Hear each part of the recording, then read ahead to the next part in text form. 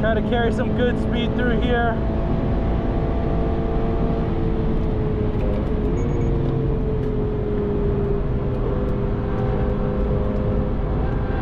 That's right on the limit. That's four-wheel sliding there.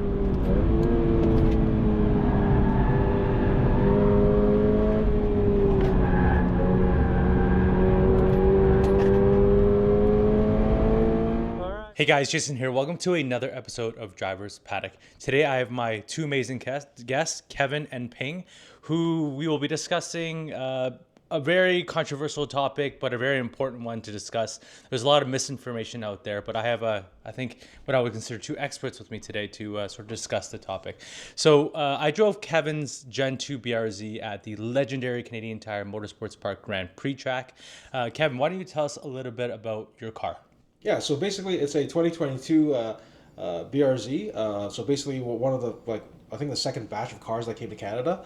And I purposely kept it stock, so it's on the Sport Tech package, which comes with the optional, I think, 18-inch wheels with the PS4 tires. And all I did was basically slapped in the G-Lock R16 pads up front and sent it to the track, right?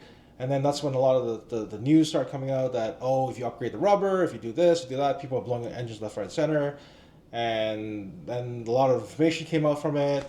And that's actually, Ping and I were talking about it a lot, and basically got to the point where both of us got frustrated with the misinformation and said, we're going to jump into this and try to dig into it as much as possible. So all I've done for logging purposes, I've installed the General Just Project, so GJP IO box, which basically taps into the CAN bus and allows you to put a oil temperature sensor, which is mounted as per the manual on the top part of the engine, so that that's the best. Everyone agrees that's the best spot to pick up oil pressure, and all it does is send the information back to the OBD port, which I'm picking up with the OBD Links MX Bluetooth dongle, and that goes straight to Race Chrono. Everything can be found online. It's completely like something that everyone can buy.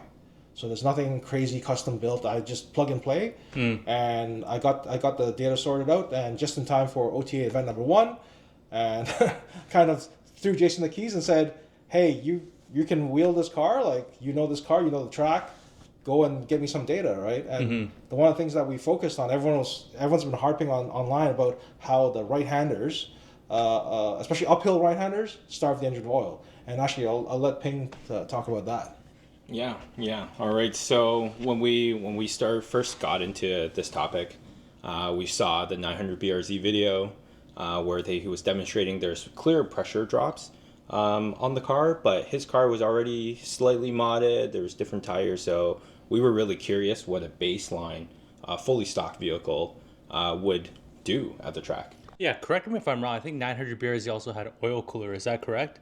At some point, I don't know exactly the history there, but if you watch his videos, he definitely has all his mods laid out there. Right, he trialed multiple oil solutions, and at this point, he's working with a company to try to develop a product there. Right, and reaching out to him, talking to him too, like this. The reason why this data is critical is because I'll be the first stock BRZ, like tires, everything, except for pads, obviously, to actually log this and demonstrate what happens on OEM rubber, because everyone's thinking, oh, it's all the sticky rubber that's causing the issue, and we'll try to present data that says otherwise. Right. I know this is a topic that's sort of near and dear to my heart too, because I actually blew my Gen 2 BRZ motor around 5,000 kilometers on stock rubber. So, I mean, I had pads and fluids. I had Motul 8100 5W30, but I didn't overfill at the time. Right? There's obviously new information now, which we'll discuss. But it was a long, sweeping right-hand turn. It was turn 3 at Mosport DDT, that uphill right turn, just that really long one. So, but any caveats to sort of like our studies? Were there any things that, we got to sort of reconsider, or maybe anything that compromise our data in any way? Do you think, Kevin? Yeah, so it's good points, like as any experiment. So one of the things that I messed up, since I was actually running the day as well, I didn't place the antenna in the proper location to get the proper satellite lock, so there was a lot of GPS drift. Granted, Mosport is 10 corners only, and since you've put the helmet mount camera, we knew exactly what corner we're at, and the oil pressure data is strictly coming out from the sensor, which is not GPS related, so the data is not compromised. The only thing that I would have liked to have was altitude, but we know where we are on track. We have the track altitude maps, so we know exactly how much each turn drops by, how many feet or meters, and general location where we're on track. So it's I don't think it in any way affected any of the data. So the data is still good. Then it's definitely the trend is there, right? The trend is there. The key thing is we're proving that it's happening on stock rubber. The oil that we're running at is not the OEM fill. It is the Motul 8100 X Clean now. It's not the XS. They changed it. X Clean 5W30, not 0W20 as per the factory fill, because from knowing people that ran the Gen 1s, the OEM fill is way too thin. And just for the record, like you'll see on the video too, like the day was actually surprisingly cool for June 30th. Yeah. It was, I think, ambient air temperature was around 17 degrees. Yeah, 17, 18 degrees. 17, 18 degrees, which is nuts. And then so just, you'll see that on the data. And then in correlation to to keep an eye on is watch the air temperature, watch the coolant temperature, and watch the oil temperature. Yeah. And like, the best part is, Jason took the car out of the paddock. I literally threw him the keys, and he showed up to the grid, and then we sent him out. So he started off like anyone would, a warm up, 2.5 hot laps, I think. Yeah, and with a little bit of traffic in between, but I got one clean lap. I got one clean lap. You definitely got lots of wide open throttle time. Yeah, the data will show that, and we get to see the trends. So that's right. So tell the audience a little bit about you two. I know you two personally. I know your expertise. Tell the audience who you guys are and sort of what makes you a voice in all of this, an expert in the field, if you will. So my background, I've been working a lot in HVAC, particularly in pumping applications. So when it comes to systems like commissioning systems, so I know a lot about centrifugal and positive displacement pumps. The engine oil pump in the FA24 is a positive displacement pump, and how the characteristics of how that pump behaves with different flow rates, different RPMs, and also different viscosity. So one of the things that, as mentioned earlier, is that what drove me nuts was the fact that there was a lot of bad information about how viscosity, the oil grade viscosity was affecting flow rates, and people were basically taking bits of each field and slapping together and saying that's the truth. And in reality, a lot of it is actually shifting, but it is still discernible to grab good data out of it. And so basically, I took that knowledge and I went to Ping and said, "Hey, Ping, you know mechanicals, right? You've done a lot of FSAE stuff. I don't want to rob his time, but basically, he knows the mechanicals." And I know what's happening in the oil, fluid dynamics. Can you figure out why I'm getting these weird behaviors? And I'll let Ping talk for himself. Yeah, Kevin is also the time attack director, CASC time attack director. So through and through motorsports enthusiast for sure. But Ping, tell us about yourself. Yeah. So my name is Ping. I'm part of the Formula Delta team here. We specialize in product design. Especially focused around automotive applications with data analysis, suspension setup, and a lot of vehicle setup as well. I have a background in mechanical engineering. I was actually looking to get into the automotive sector as an engineer, but lots of things happened and it's no longer a case. But I do this on the side as a hobby. I enjoy mechanical design, and I've been eyeing the Gen 2 car for some time now. But once the data came out that these cars are blowing up on track, that really gave me some chills and held me back from buying one.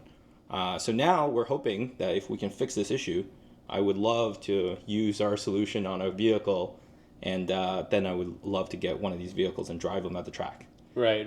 So yeah, my background has a lot of mechanical engineering knowledge, a lot of CAD design, product design, vehicle design.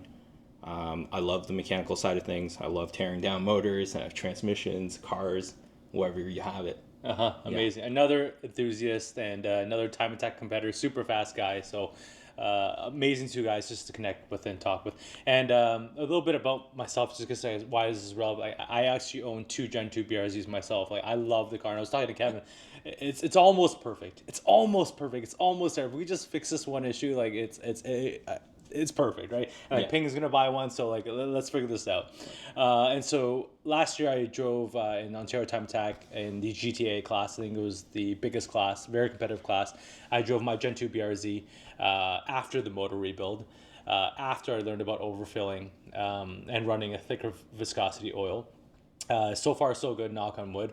But I actually ended up winning the championship that year. So I'm pretty familiar with the car, and I'm pretty familiar with Mosport GP. I think in the world, I would challenge anybody that I have the most amount of laps there in 2024, right? Like 4 endurance races, right? Yeah. 8-hour endurance races, like 5 lapping days, 3 time attack events. So I have a lot of seat time there. So I know the track quite well. I know all the nooks and crannies, and the track has crazy elevation change, extremely long sweepers, like turn 2, turn 3. These are like, they're not like 3 or 4 second turns. These go on for like 8, 9, 10 seconds, right? And so if a car is going to oil starve, the BRZ Gen 2 is going to oil starve, it's going to be at GP with the big elevation changes, the long sweepers, and the high speed. So let's take a look at the video, and we'll continue our discussion afterwards.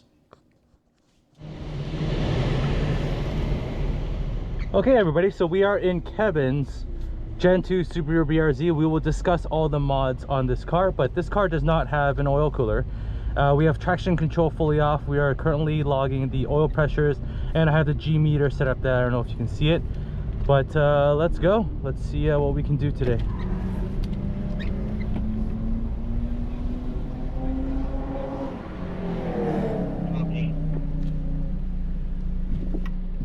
Here we go. Let's warm up the car first. I want to bring the oil temperature up to warm, of course, warm up the tire, and we'll see what we can do. So here we go. Canadian Tire Motorsports Park Grand Prix track. Let's see if the Gen 2 BRZ oil starves in relatively stock format without an oil cooler. Let's go.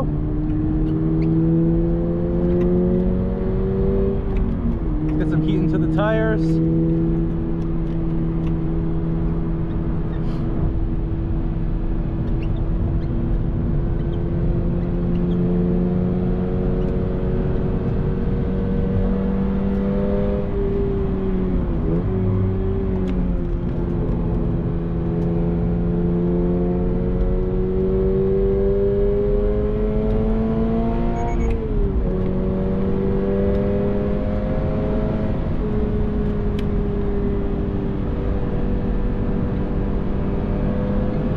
Hopefully we don't hit too much traffic here. Hitting traffic here on a warm-up, which is kind of ridiculous.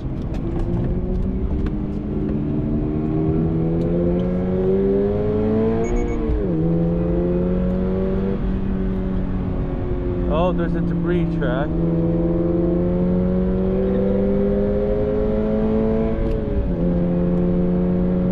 So there's the debris there, I think.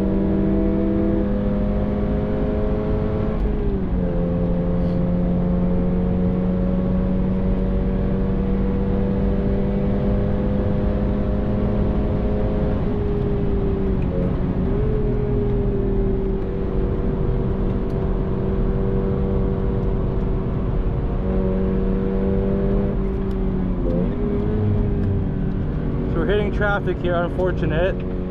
Hopefully these guys let me pass. Come on, guys. Here we go. Come on. Come on, guys.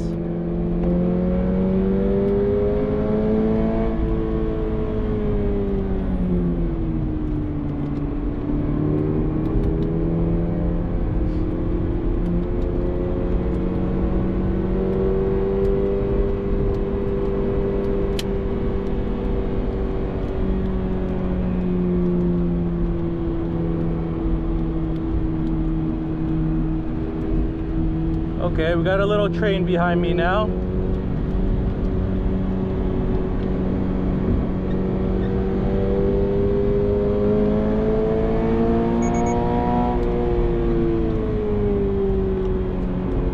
So the goal here is not lap time. The goal is I want to pull a lot of G's. So in these right turn sweepers, I'm really trying to push the car left turn. We'll take it a little bit easier.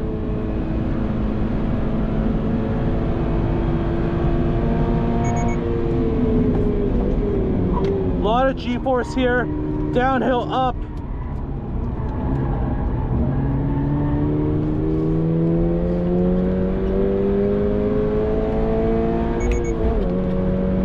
All right, we're basically passing everyone. So, okay, here we go. Hopefully we have some clean air on this lap.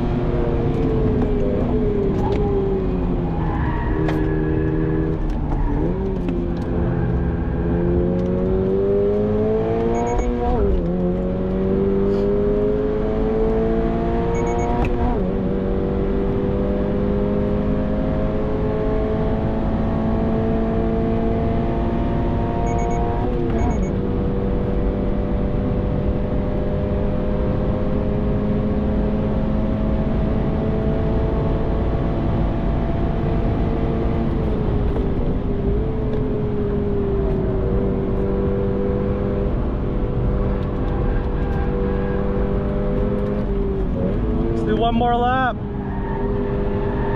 Tires are starting to give out.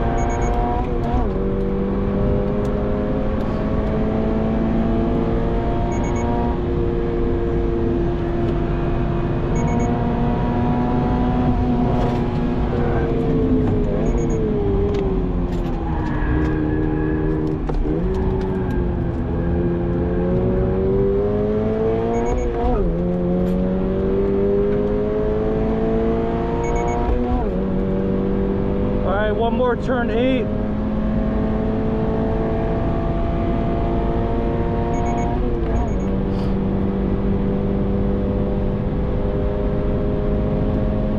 Try to carry some good speed through here.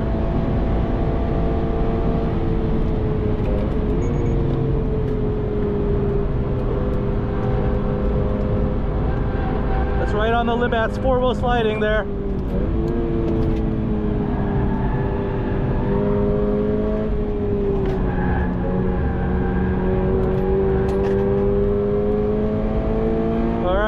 That's a pretty good test there. We will see how the car did. Let's pull up the data and let's have a conversation.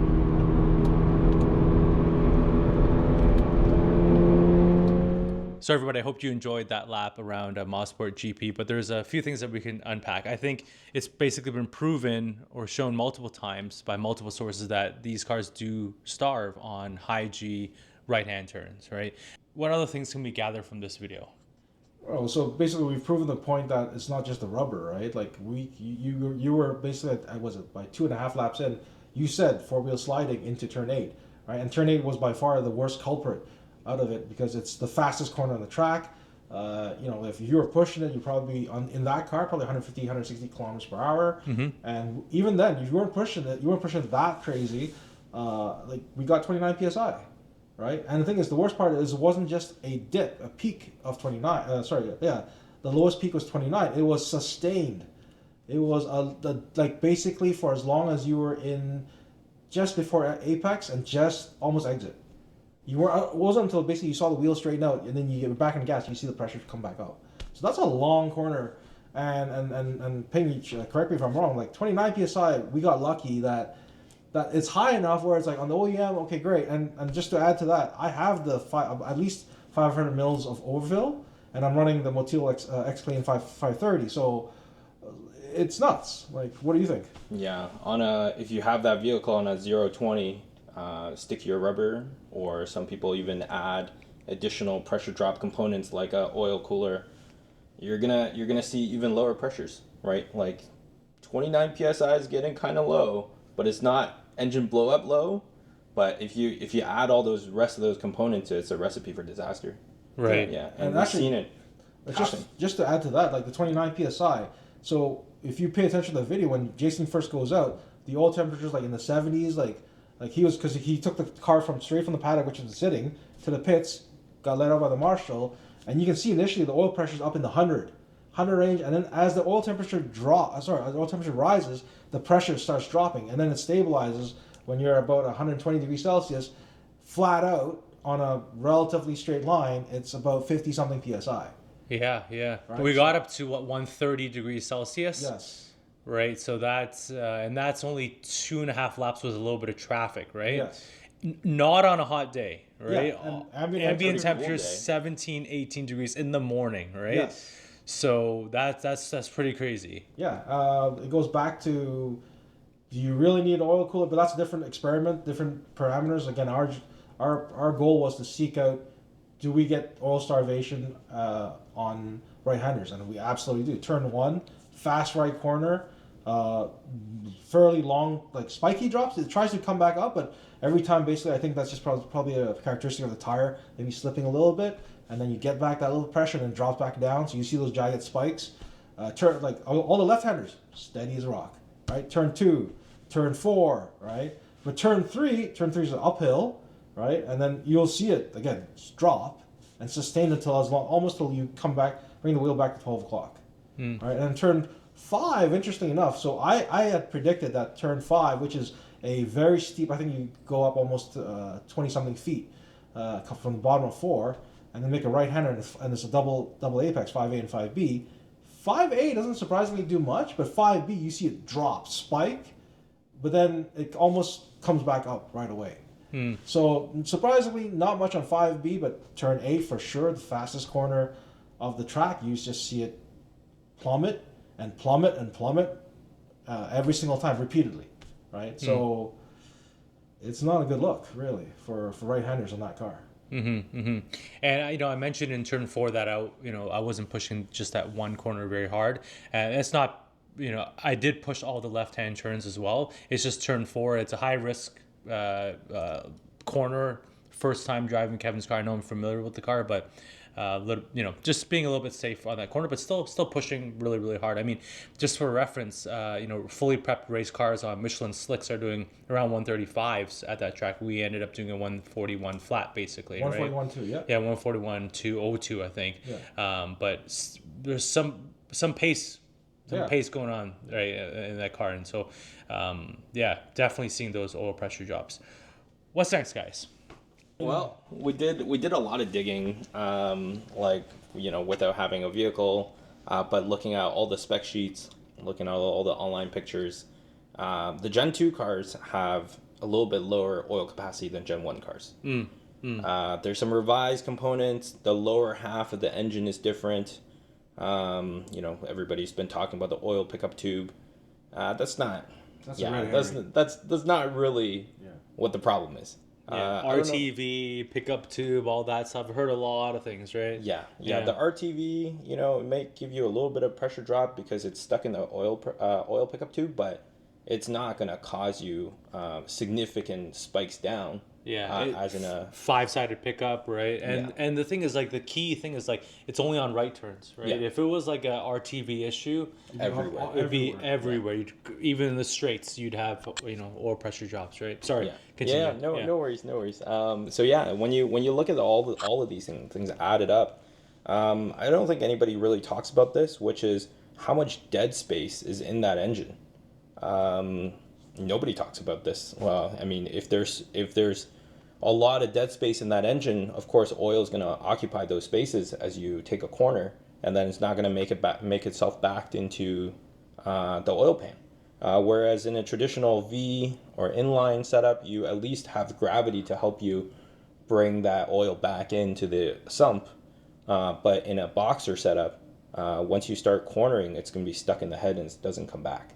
I did a quick test at home because I had a FA20 engine. It wasn't an FA24. It was out of a first gen BRZ. When you tilt that engine 90 degrees, the entire oil pan capacity can sit in the head and the timing cover, and you can be completely dry in the pan without any oil returning. With the PCV, all the galleries, the blow-by system, the head, and the timing cover, you can fit 5.5 liters of oil in that space when it's 90 degrees. Without anything coming back. Right. So this just to explain why Ping's tilting the engine 90 degrees is because you can simulate lateral G's by just literally tilting the engine. Because you're just redirecting where the G forces are coming from. So it's a proven method. It's not something we just decided to do.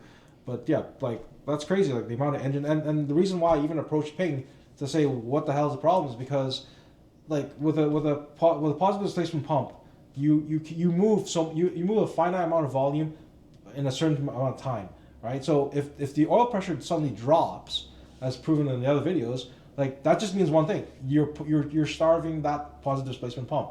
It's not like a centrifugal pump that the flow rate drops off as you speed up or slow down. It's literally a very straight line. You can't screw up a positive displacement pump. The only way you can screw it up is basically start throttling off the return. So that's when I Well, I said, there's got to be something stupidly simple here that I'm not as familiar with engines as Ping is, and that's when we started. We basically both of us put money in and said, let's buy a lower half of an engine to figure out what the hell this is. So that's what happened.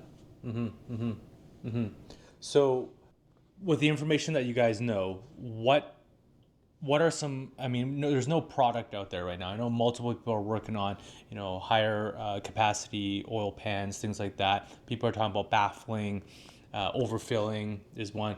What are some recommendations that you guys have for Gen 2 owners at this point? Like, we can talk about like oil coolers that some people are installing. We can talk about, the viscosity of the oil, things like that. Yeah, for sure. So, easiest thing you can do, overfill. First, maybe not first, but it's tied for first. Second one, or tied for first also, is switching to a thicker oil. And there's some caveats to that, but mainly the thicker oil is preventing it from thinning out at high temperatures. And as you can see in the video, like, it didn't take a lot. This is a stock vehicle. We're not pushing extra power on a fast track where there's a lot of full throttle, but you're getting to 130C in 7 minutes of driving. Yeah. So yeah, that's crazy. Yeah. If you're out on track for longer, it's gonna get really thin. You're already down from 70, 80 psi down to 50, right? Yeah. Yeah. So if you keep on driving on this is 530 oil already. I can't imagine what a 020 oil would be at after this amount of driving. Yeah, and the thing to add to for the oil thicknesses too, like it's all governed by SAE viscosity to flow rate curves, right? So viscosity to temperature curves. So you can go to SAE's website. That's the Society of Automotive Engineers. They all have to follow a certain trend in order to be classed that oil type. So you can actually semi-reliably predict that a Motul 5W30 or any other oil, as long as it's 5W30, they have a characteristic to follow. Yeah. So you can kind of actually predict what a 0W20 would do in that engine based on temperatures that we're aware of the oil, and then obviously like what RPM we're running the engine. Yeah. So like I would not personally recommend anyone to stay on the stock fill if you're going to be running. If again you select the oil based on the usage type. So my BRZ does not. Well, I say it doesn't get street driven, but I drive to the track. So mileage wise, probably 60 to 70% of that mileage is driving to the track. That 30%, that's what I'm going to target the oil for, which is at least 5W30. And we were just talking about before we started filming this. Several people even said, why did you go to 40, like a W40, right? 0W40, like the 5 in front doesn't care. That's a winter usage. Nobody cares about that one if you're not freezing the car. But so a W40 oil would probably be a good idea because, like I said, we saw 29 psi, right, on a cool day. If it gets any hotter, that was 70 degrees air ambient temperature. If it was like the hottest I've been to at GP, it's been like in the 30s, right? And that would have probably seen some pretty catastrophic oil pressure drops, right? So and the key thing, there's a lot of misinformation about that higher pressure always equates to higher flow, but it depends, right? It depends on your temperature. It depends on temperature and depends on how you're running it. So like if I take the exact same condition and swap out a different and somehow magically freeze everything and put in a thicker oil, right? It doesn't necessarily mean I will get more flow. What the thickness of the oil is actually just to make sure the film degradation doesn't get too thin, right? And higher pressure equals more flow. Like no, that's actually there's a huge asterisk, maybe, right? That's a maybe. Like the true engineering response I would give to anyone is maybe. Let's take a look at it. That's why we need to do a deeper dive in it. That's what Ping and I have been doing. So, an oil cooler, right? So adding anything to the system is obviously going to drop the oil pressures, right? So, is an oil cooler something that people should be looking at? Adding an oil cooler does increase the capacity a little bit, and then obviously the cooling, and then I guess the relationship between the oil thinning out and temperature and cooling. So you don't have an oil cooler on your car. Are you planning to put one on? I was, but the thing is, like, one of the things that my biggest pet peeves, having been in the HVAC side of things, we deal with heat exchangers all the time. Anytime an engineer specifies a heat exchanger, they tell you basically how much kilowatts of heat transfer it can do. So that's the rating of it. At what pressure drop, and what flow rate, right? A lot of the aftermarket guys don't tell you that. And the car, oh, it's a 16-row cooler. That doesn't mean anything to me, right? And then what the key things I want to know for this car specifically, what is the pressure drop of this Mishimoto or whoever mixes rad? Nobody really publishes that information. So would I, like, again, to be completely transparent, I have an oil cooler in the wings. I didn't put it on just because I don't know. I actually bought one, and I don't know. So I said, let's just log in and see what happens, right? And knowing that I dropped to 29 psi, like I told Ping, like if I throw on another, like again, looking at the oil cooler, I could probably easily lose another 5 psi, maybe even 10. Yeah. With an oil cooler, and now I'm 19 psi. Is that a good thing? No, but also again, the shifting foundation is that my oil will probably be cooler as well. So the key thing is, am I getting the actual film thickness that I want at the cylinder? I don't know. Yeah. Right? The other part is, he might cool the oil with an oil cooler, but are you recovering those PSI losses with the increased viscosity? Yeah. Probably not, right? You might cool it 10 degrees, 20 degrees, 30 degrees, most. But like the difference between, starting out, I don't know what the temperature of the oil starting out was, to 130 C was about a 20 PSI drop. I think look at the data. I think it starts off even at 70 degrees Celsius. Yeah, so that difference from 70 to 130 is only 20 or so PSIs. Are you going to recover that from an oil cooler? We don't know. You got to try it, but it depends on how much cooling you're getting out of that oil cooler. Most of the time, you're not going to recover that. So, and it doesn't address the key issue. It's like, is there oil in the pan for the pickup tube to pick up? Yeah. And yes, you introduce more oil with the extra pathway, but you also introduce more pressure drop because of the extra pathway. The actual rad will add pressure drop. So now not only does your oil pump have to pump through all of that, and then realize, hey, I've got no more oil in the oil pan to pick up from. Yeah. Right? Ultimately, the root cause is what Ping found. It's all getting stuck everywhere else except for the pan. It's not making its way back to the pan. And yeah, so the one way you can fix it is a way bigger pan. You need to fill up every crevice in that engine, and finally the oil starts cutting back into the sump, and that's when the capacity stops increasing. Like that's where you should settle for a capacity increase on a pan. Yeah. And the running joke was that technically the best way to prove that is to literally run circles, right-handers, all day and just go on high G's. Eventually you'll blow up the engine. And then just keep adding more and more oil till you figure out what is the right amount. Right? Yeah, so I actually overfilled my car by 750 milliliters. And it was funny because I was at a track day a few days ago, and pulled off. Everything was fine. Everything was great. Turned off the car, and then on the second session, when I turned on the car, huge puff of white smoke. Like we're like, what is this? I was so scared. Like, not again, right? Trying to listen to the engine, and the white smoke went away.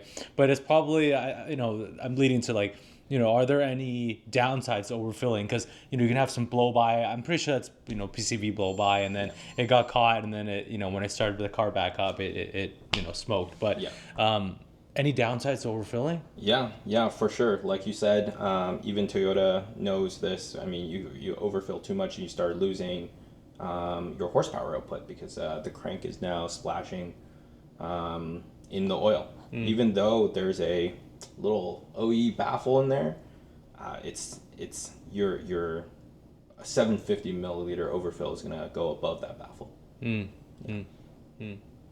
And then any concerns about like aeration, anything like that? Yeah, you could have aeration. I mean, once you have any kind of mechanical things splashing the oil, it's going to start becoming aerated. Ideally, it's not aerated at the pickup point, which is the bottom of the pan. If you aerate on top, it's just going to be a little bit foamy inside, but the PCV system will take care of that.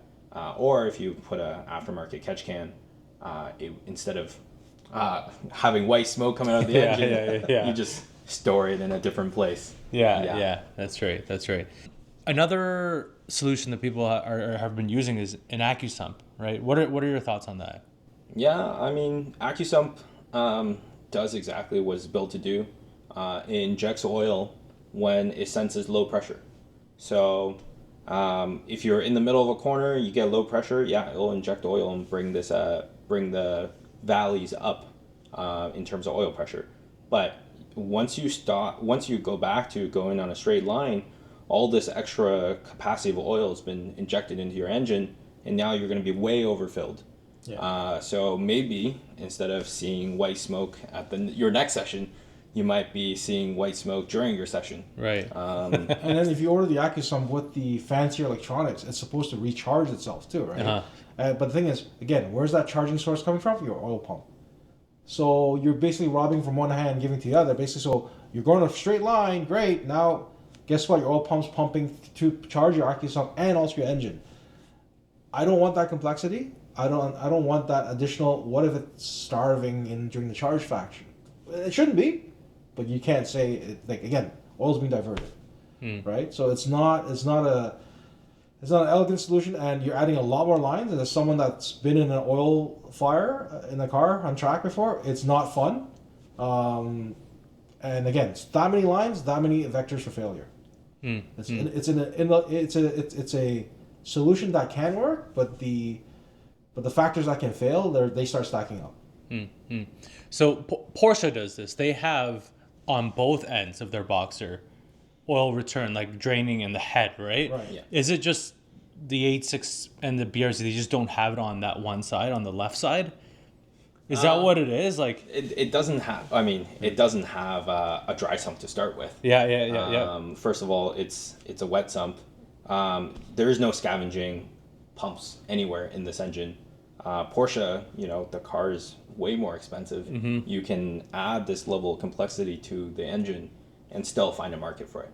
I mean, the GR86 and BRZ is a budget sports car. If you were to add this level of complexity, it's not going to be a $30,000-$40,000 car anymore. And I think the Gen 1s actually had a scavenging kit too. I think we looked at that. There's some aftermarket. Yeah, aftermarket, yes. But you're talking like almost like $10K. Or more. Or more for that system. And we're like, yeah. That's basically almost half the value of the car. Like, I don't know if I want to. And then you're talking about, again, more moving parts, more pumps, more things that can fail. And next thing you know, you're blowing an engine. That's probably worth just as much as a scavenging system. Yeah. So it's like, I don't know if that works. When you look at the design of this engine, there are head drains. There's 2 head drains on either side. But when you're in a cornering situation, there's not enough gravity to bring the oil back into the sump because it's a flat engine. The oil's really trying to travel not downwards and back into the sump, but it's got to make some distance before it goes back into the sump. And that's where I think the issue is that once it gets stuck in the head and you unwind the wheel, or in the middle of a corner, it moves into those cavities, but it's not enough time to move it back when you straighten out. And then it's only well after that oil makes it back into the sump. So there were some earlier solutions that suggested that baffling between the upper and lower pan would be helpful. Yeah. I mean, by the time the oil pickup tube is not picking up any oil, those baffles are way above the oil line. If your pickup is not getting any oil, that baffle is not going to do anything because your oil level is way in the lower half of the oil pan already. Would it help in a sloshing situation? Maybe a little bit, but if there's no oil, there's no slosh either. You're not controlling anything. Right. So it's ultimately the capacity. The oil pan's not big enough, and you just need way more oil in this place and be kept at the pickup. That's the important part. You can have oil everywhere else and it won't do anything for you, but you need to keep it at the pickup. And one thing to add to what Ping was saying too is like when I saw all the horizontal baffles, I thought, okay, yeah, maybe that might work because maybe the oil's sloshing to one side. But then when he actually showed me the OEM pan, and that's basically shaped like this, right? There's not a lot to slosh. Yeah. We can show that. Yeah, we can show that. Yeah. Like, there's not a lot to slosh, and that's when I saw the shape. I looked at the baffle. Yeah, there's no way those baffles help. Yeah. Do you want to grab that? Yeah, absolutely. The Really upper, cool. lower? Yeah. All right. So we have here the FA24 BRZ engine, lower and upper oil pan. This cast aluminum piece is the upper oil pan. The stamped metal piece that everybody's been taking off is the lower oil pan. We got your oil pickup tube here, and then this is the front of the car, this is the back of the car. When you're turning right, the oil is going to slosh this way, and turning left, the oil is going to slosh this way. So when you look at the oil pickup tube, people have been talking about how it's off-centered, it's off on an angle, blah, blah, blah. But you look at this, it's not that far off from the center. Yeah, it's off a little bit, but should it have a problem? No, I don't think so. When you look at the left side as well, there's a cut surface that's tapered. This whole thing should bring oil to the pickup tube. You also have 2 oil return tubes that are kind of feeding oil from here, as well as a space in here. Those are block drains. Those block drains are coming from the oil supply source for the crank and whatever other space that it's in. And then the head drains are draining into this space, as well as this space, or somewhere on the 2 sides here, as well as these 2 sides. So the oil should, when it comes back from the drain, should come from here and then go back in the sump, as well as here and go back in the sump, and then 2 more path over here. And that's where the oil should return from the head. So when you're looking at this, the oil is probably stuck in one of the heads, and then when you are straightening out, there's quite a bit of path to get back into the sump. Unfortunately, I don't think anybody in the aftermarket business is going to be developing a new upper oil pan. If anything, the work is going to mostly happen on the bottom side. And what can you do in this case? You can try to increase capacity, right, to the point that oil is spilling out from the heads and then forcing itself back into the sump. And that's probably the solution to go with. If you're not making a new pickup tube, it's going to be difficult to extend the bottom of the pan. So you have to widen it in other ways, or reduce the clearance to the header, or make a different header so that you can exploit that extra space in front of the oil pan. These guys bought a whole bottom end. We bought a whole bottom end, yeah. All right, so when you're first looking at this is the upper oil pan. They still call it an upper oil pan because when you fill this engine full at 4.5, 5 liters, the oil is sitting in this cavity. Okay, the lower pan should be fully immersed in oil. So the pickup is somewhere in here, and by the time this pickup is not picking up any oil, you can imagine the level is well below anything you can do at this level. So even if you were putting anything on here, if anything, it's obstructing the return flow of the oil. Exactly. Yeah. More than. So it's making it worse. Exactly. Really. Well, we can't say. We can't say that, but like the thing is, you're adding a surface area to somewhere that didn't have it before. So if you pointed a gun up to me and say, "Does that help?" I'd probably say no. Yeah. Uh-huh. Yeah. I can't guarantee that it's a definite no, but you're adding surface area that didn't previously have surface area. Yeah, we're not going to name drop, but you see usage of rubber flaps on some of these horizontal surfaces. Those rubber flaps are not meant for that application. They will sag in a hot environment. If anything, you see Porsche and BMW using rubber flaps in their oil control system, but it's almost always on a vertical surface.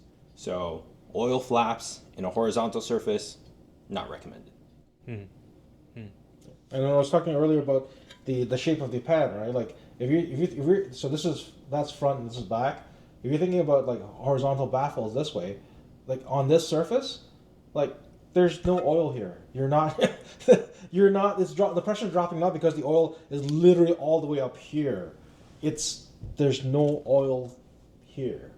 Yeah, It's all very stuck little. in the head. Anyways, yeah, it's all stuck in the head. So whatever the pressure that you're seeing that the pump is pushing, if you look at the actual, unfortunately, we don't have a shape. We don't actually have the shape of the positive displacement pump in the engine, but it's basically you have multiple pockets of residual oil left in the gear pump that still push out pressure, but then be starving here. Yeah.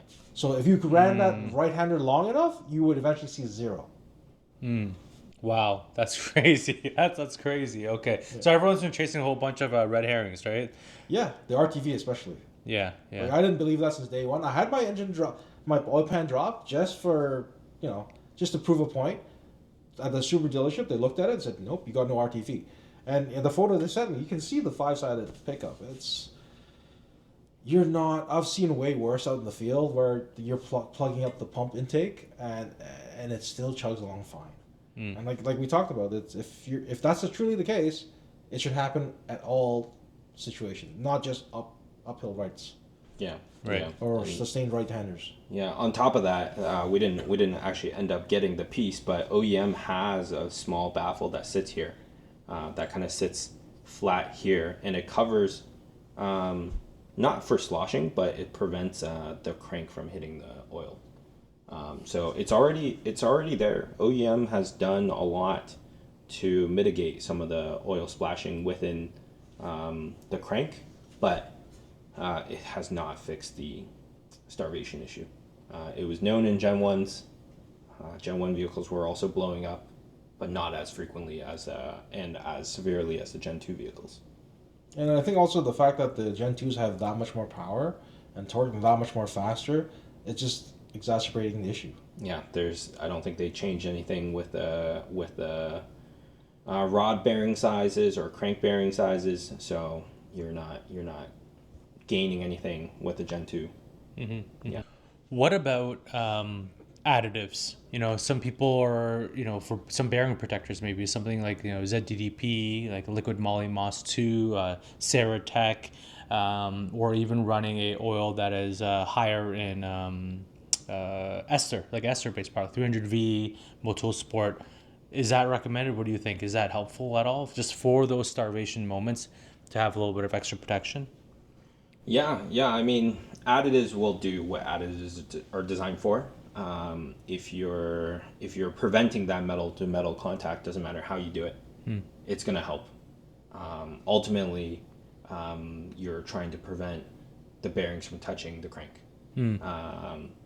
So any way you can do it, whether it's through thicker oil, whether it's through more flow with higher pressures, additive packages, or however you can do it. Yeah, it's it'll help. like to put it in layman's term, really, that you're basically asking, will that additive make the difference between a bulletproof vest and me wearing a thicker jacket?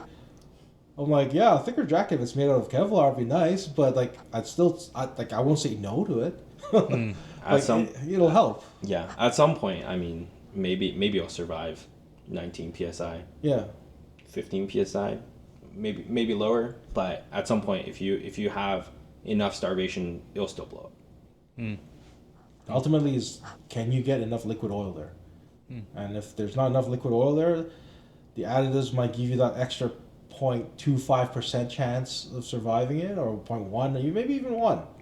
But we're not talking difference between, like, if you use this oil, you'll never blow up. If you use that oil, you'll definitely blow up. It's not as black and white as what marketing wants you to believe. So what are the limitations of the OEM oil pan? Yeah. So this oil pan is, it's designed pretty well from the factory already. I mean, you have a lot of constraints around this engine, because as a boxer, you got to route your exhaust piping. The reason why it's this shaped is actually to clear the headers. On the sides, you have a little bit of space on the two sides, but then in the back, you're close to the subframe. And then on the bottom, of course, you have your skid plate. And if you drop the bottom, then you may want to also extend your pickup tube. Otherwise, it doesn't really do anything. And then this is just a packaging problem. There's not enough space underneath the engine with stock headers. There's a lot of heat shielding, as you can see from all the cars that is running stock headers. There's a lot of OEM heat shields that prevents additional heat from being introduced in the oil pan, but it takes up extra space. If you go for an aftermarket header, you all of a sudden open up a whole bunch of space, and then you could actually look for a way bigger oil pan, and that is something that people are looking into. I've seen some turbo kits where it obviously reroutes the exhaust, and then they also come with a way bigger oil pan. But we don't have test data. We can't really see what effect it has, but a bigger oil capacity should be helping. I'm hoping in the future to see more products out on the market that could take advantage of the OEM setup or pair it with a header that is known to make clearance and increase the capacity of this oil. But then it kind of defeats the purpose of the stock vehicle. You have to get aftermarket headers at the same time. It may or may not fit everybody's taste or their racing needs. Yeah. Subaru basically just looked at it and says, that's the best we can do. Yeah. I mean, I'm sure they know it's a problem. Right? I mean, nobody will. Like, do they know what? Like, you think they're actively pursuing something for like the facelift? Like, do you think? We're not sure. We're not privy to that information. But I mean, if you think about the use cases, maybe they covered 99% of the use cases. Yeah. I mean. Yeah. Like, as much as I like to think everyone tracks the twin cars, like I'm pretty sure the people that are saying they're blowing up their engines are probably only like less than 1% of the actual market that they sell. And we already know like how many. Like this year they sold 2,000 of these cars. Yeah. So that's like what less than 1% is like less than 20 cars really. That may be blowing up engines. We don't even know. Right. That's just literally me throwing a number out in the air with absolutely no knowledge whatsoever. So like some guy in Subaru warranty is just going, one guy blew up his engine.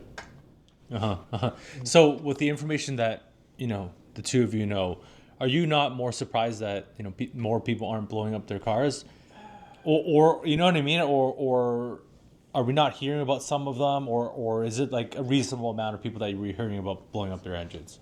Yeah, that's a great question. I surf Reddit. There's a subreddit called GR86. I mean, you're seeing, I wouldn't say daily, maybe weekly, you're hearing a new post. Yeah. Somebody blew up their engine. Somebody's having warranty issues. Yeah. Rod knock. Yeah. Uncle Rodney is visiting you. It's common enough. But yeah. I don't know. Having almost worked in the automotive industry, it's a trade-off game. At what point is it financially better to issue a change, issue a recall, or whatever it is that they need to do to fix this issue, or do they just let this happen and pay up on the warranty? And as someone that's worked in warranty for 8 years, I've been on the other side of the fence getting those calls. And the one thing we always ask is, did you do your maintenance? Did you follow everything that we said? And it's not a, like, I don't want to sort of defend, like, the truth is, if you didn't follow what we told you to do, how can you ask us to foot the bill for all of this, right? It's not fair for them either, because I didn't change my oil every whatever kilometers it is, or it's okay, I don't need to like really like to do this as per the manual, and they go back and look. If you agree to the instructions manual, then we will agree to comply with the full warranty. You can't just simply say, "Wow," you can't idiot-proof it. These are enthusiast vehicles. They're not always kept stock, even during the warranty period. So if you're making modifications to your vehicles, it's a very easy case for dealerships to deny your warranty. So what can you do? I mean, if the solution is aftermarket headers and an oil pan, then you voided your warranty doing this modification. And that's why this data for us was so critical, because I believe, from what I've been told when talking to 900 BRZ, like, I will be the first stock, basically 100% stock tire, stock alignment, stock power, stock everything, and plus, except pads, obviously, that will have logged this data. And now we've basically proven that, okay, it's not just me slapping on AO52s at 255 with tires, only then will I see the pressure drop. We've proven that this is a systemic issue here. right? The trends are all there consistently, reliably. So that's the foundation of which they should have built the case with, and said, okay, you put on thick, grippier tires, it will just make it worse, right? Mm-hmm. And Any performance improvements will make the problem worse. so everyone was measuring at the top there, and now we've got the baseline, and that's 100% links everything up, and we need more oil. Yeah, 200 tread wear, coilovers, a little bit of aero at GP. Can you imagine? Oh God. Oh my goodness, that thing like, will blow up not even immediately. like even with my car, 29 psi, right? So we say slap on AO52s and gave you the lap and said, hey, car's paid for. If you crash it, you crash it. I'm sure you probably could have starved the engine. Like you were cooking it pretty good. Yeah. Well, you can That's speak crazy. from personal experience. Yeah. So What was your car setup like when? it was stock. It was stock. Yeah. Yeah, but you were running what kind of tires? No, it was stock. It was was fully stock. stock. Oh, Even wow. pads. Everything was stock except brake fluid, and the oil. The oil was 5W30. So 8100. But yeah, it's turn 3 is uphill right turn, right? Yeah. And it's like you can pull a lot of G's, right? Like so. Yeah. Yeah. Yeah, it's unfortunate, and hopefully we can get to log more data. But like, I mean, like I'm willing to throw a $50 bet there that, guess what? We'll see the same right-hander. It's going to drop oil pressures. Yeah. So yeah, like the immediate advice to everybody is overfill, but understand the consequences of overfilling. Like you said, you're gonna have to, something's gonna be blown back. Obviously you'll burn it off, but at least it's better than blowing the engine. Yeah. Right. I remember this guy texted me. He's like, "Oh my God, Kevin!" And I'm like, "You're fine. It's just burning off the excess. It's better than the other extreme where you're blowing up the engine. Yeah. And live with that. And again, select your oil based on your usage. My car drives to the track, drives at the track, it comes home. I try not to generally commute with it. Actually, I never commuted with it almost. And basically, yeah, so I select the oil, 5W30, maybe I might even try a 5W40, just to see, right? At the track like Mosport, where you're a lot on wide open throttle, it's just to see if it alleviates the problem a little bit better, right? It doesn't thin out as much.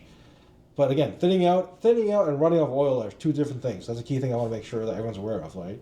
Like the viscosity helps the oil stay between the cylinder and the bearings, basically keeps that alive, and then the oil level is another problem that we need to mitigate.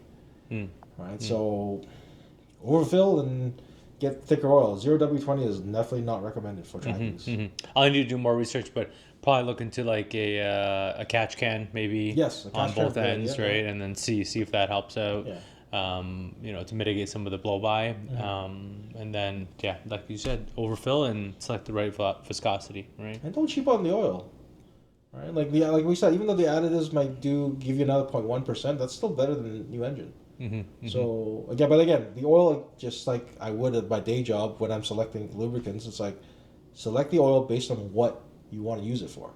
So if this is the MTech race car that gets trailered everywhere, 300 feet and it goes. Right? I don't care about detergents. I don't care about anything else. But if I'm going to be daily driving this, 300 feet might not be a good idea. Right? I want the detergents. I want all that stuff. Those additives also have a reason to be there. Right. The tool didn't just put them in there just for shits and giggles. Right. Yeah, so I will put Kevin and Ping's socials down below. If you have any questions for the two of them, please leave a comment below.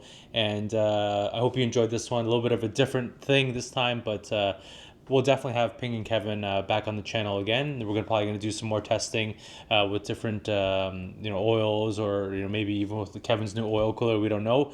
But thank you so much for the two of you for coming on and for all your expertise. All right, thanks, Thank you. Jason. Yeah, thanks, guys.